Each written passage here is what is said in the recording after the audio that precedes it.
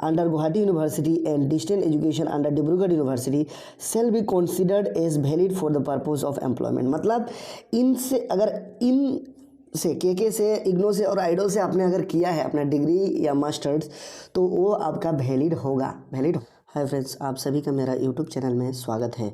आप यहाँ देख सकते हैं कि ये जो एडवर्टाइजमेंट निकला है इसमें 1424 वैकेंसीज आया हुआ है पोस्ट ग्रेजुएट टीचर के लिए डिफरेंट प्रोविंशलाइज्ड सेकेंडरी स्कूल्स में। ठीक है, इसका जो पे स्केल होने वाला है वो होने वाला है, देखिए 22,000 से लेके 97,000 तक इस पे स्केल के अंदर, और ग्रेड पे भी रहने वाला है 11,800 रुपया। ठीक है, अभी जो आपका डिस्ट्रिक्ट वाइज, सब्जेक्ट वाइज और मीडियम वाइज और कैटेगरी वाइज जो डिटेल है वो आपको इस लिंक में बहुत ही जल्द दे दिया जाएगा।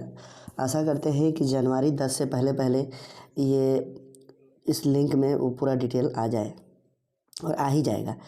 और आपको मैं यहाँ पर बता दूँ, अगर हम लोग एलिजिबिलिटी कंडीशंस की बात करें तो आप यहाँ देख सकते हैं एलिजिबिलिटी कंडीशंस में क्या दे के रखा है।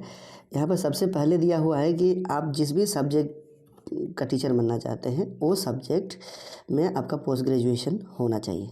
ठीक है, ये पहला है। और दूसरा है आपका पास बीएड डिग्री होना चाहिए। और आप देख सकते हैं इसमें और एक दिया हुआ है, the candidate sir have to read the same subject as one of the subject in the degree level. और आप पकड़ लीजिए, आप असामीज़ के लिए अप्लाई करना चाहते हैं पोस्ट ग्रेजुएट टीचर में, तो आपका असामीज़ डिग्री में भी होना चाहिए और पोस्ट ग्रेजुएशन में भी होना चाहिए।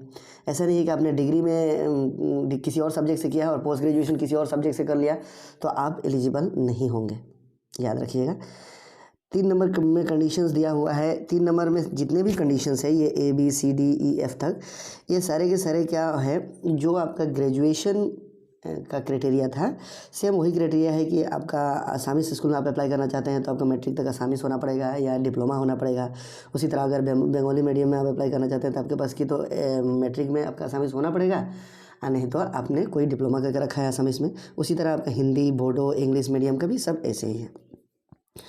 मतलब जो ग्रेजुएट टीचर का था वैकेंसी, ठीक उसी तरह। एक मैं चीज़ यहाँ पर बता दूँ, आप यहाँ देख सकते हैं एक चीज़ यहाँ पर मेंशन किया हुआ है कि देखिए degree obtain from in offline campus ना, off campus and distance education mode shall not be consider as valid. यहाँ पर तो इस प्रकार से लिखा हुआ है।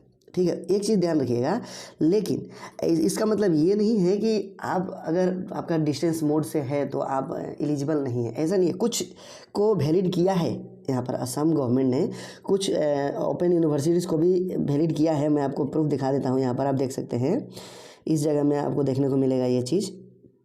ये देखिए यहाँ पर दिया हुआ है, इस जगह में दिया हुआ है, देखिए however degree diploma offered by जो KKHSOU है, IGNOU, IDOL under Guwahati university and distance education under Dibrugarh university shall be considered as valid for the purpose of employment. मतलब इनसे अगर इन से के से इग्नो से और आइडल से आपने अगर किया है अपना डिग्री या मास्टर्स तो वो आपका वैलिड होगा, वैलिड होने वाला है।